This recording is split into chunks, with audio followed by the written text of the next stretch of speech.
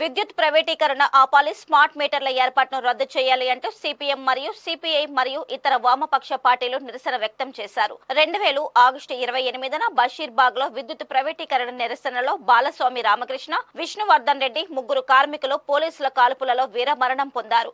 వారికి నివాళులు అర్పిస్తూ అమరవీరుల సంస్కరణ సభ నిర్వహించారు.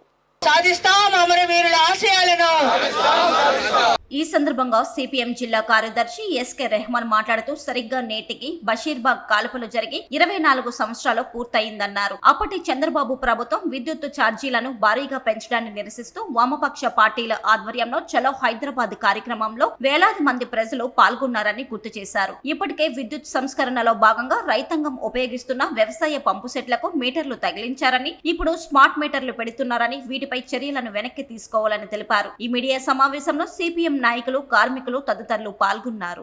ఆ రోజు ఏదైతే చంద్రబాబు నాయుడు విద్యుత్ సంస్కరణలు తీసుకురావడం అనేది జరిగింది, దాని మీద వామపక్షాలుగా పెద్ద ఎత్తున ఆందోళన చేశారు.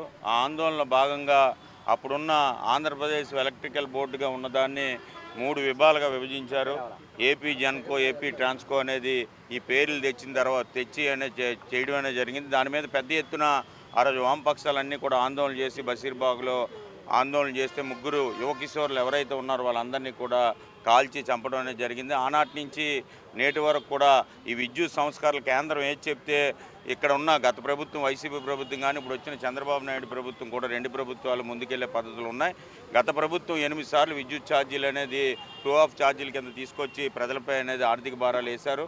రెండోది స్మార్ట్ మీటర్లు పెట్టడానికి అప్పుడే ప్రయత్నాలు, ట్రయల్ రన్లు కూడా జరుగుతున్నాయి.